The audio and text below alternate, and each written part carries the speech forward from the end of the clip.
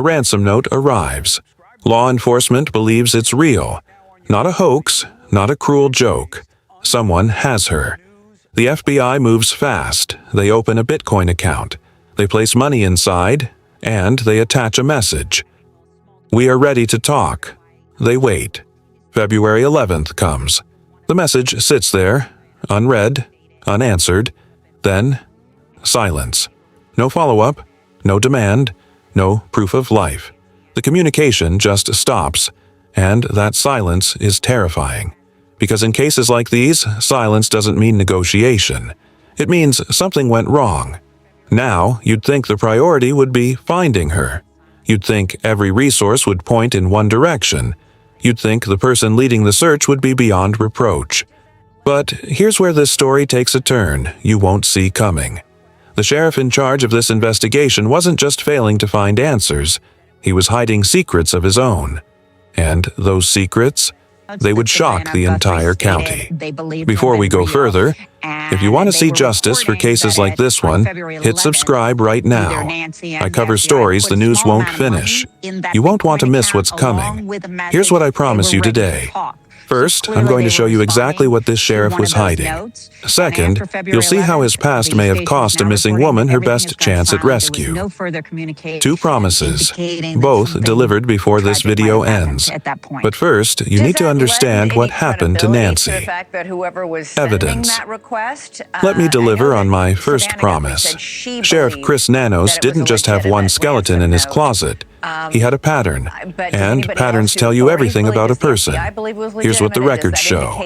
Decades ago, Nanos applied to work at the Pima County Sheriff's Department. He lied on his application. He fabricated his work experience. But it gets worse. Years later, during a lawsuit, Nanos went under oath. He had a chance to tell the truth. He lied again. Perjury, in a legal proceeding. And that's just the dishonesty. We haven't even talked about the violence. Nanos beat a handcuffed suspect. Think about that. A man in restraints. No threat, no resistance. And the sheriff beat him so badly the suspect needed hospitalization. The consequence? A 15-day suspension. 15 days. For putting a handcuffed man in the hospital. But the pattern continues.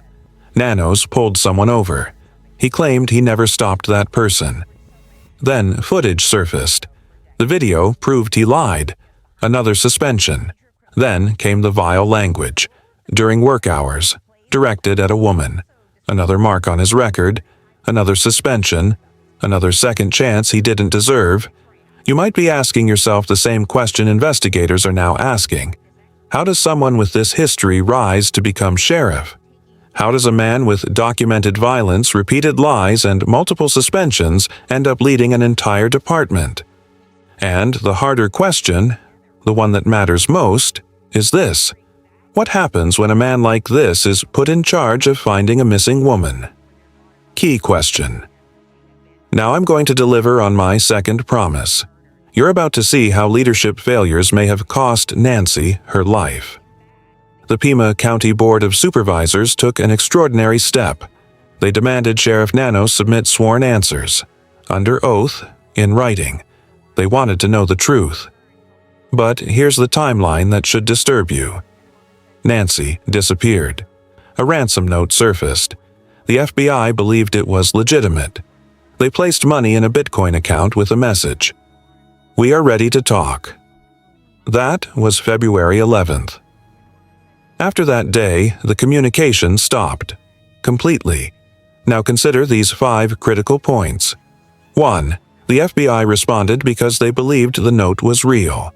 That means they believed Nancy was alive. 2. They placed money in that account. Real money. Real urgency. 3. The kidnappers went silent immediately after. No follow-up, no further demands. 4. Investigators now believe something tragic may have happened around that date. The silence wasn't negotiation strategy. It was a sign. 5. During all of this, the sheriff leading the investigation was a man with a documented history of lies and violence. So, you have to ask the question, were resources directed properly? Was the ransom response handled correctly? Did leadership failures during those critical hours cost Nancy her only chance? 80 days have passed. No answers, no Nancy, no accountability. And now the Board of Supervisors is finally demanding the truth. Should a sheriff with this history have been allowed to lead a missing person investigation? Tell me what you think in the comments.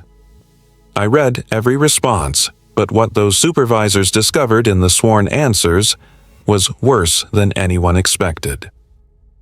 Suspect/Truth. The board meeting is happening right now. Sheriff Nanos submitted his sworn answers. The supervisors are reviewing them, and the public is waiting. But here's the uncomfortable truth you need to hear. Even if Nanos is removed tomorrow, it won't bring Nancy back. 80 days have passed. The trail is cold.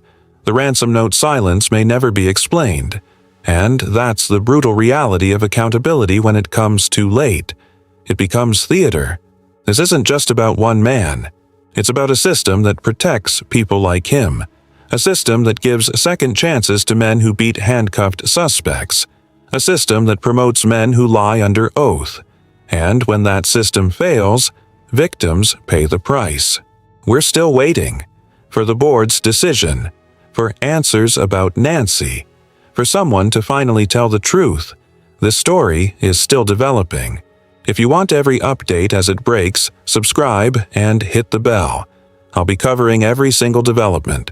If the board removes Nanos, is that justice or just damage control? Drop your thoughts below. But there's something else about this case that still doesn't sit right, and it has nothing to do with the sheriff. Unresolved close. We've spent this video talking about a sheriff's lies, about corruption, about a system that failed.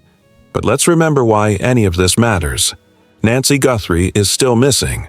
Her family has waited more than 80 days. They've endured silence where there should have been answers. They've watched the person leading the search become the story. And they still don't know what happened. Was the ransom note real? Did someone have her? Was she alive on February 11th when the FBI sent that message? We may never know. But we do know this. The sheriff's lies matter. They matter because Nancy's life mattered. And anyone who compromised this investigation owes her family the truth. What do you think happened after February 11th? Was the ransom note real? Share your theory below. I want to hear what you think. If you believe Nancy deserves justice, share this video. The more eyes on this case, the harder it is to hide the truth. I'm Crimixia TV. I'll see you in the next one. Until then, keep asking questions, because someone has to.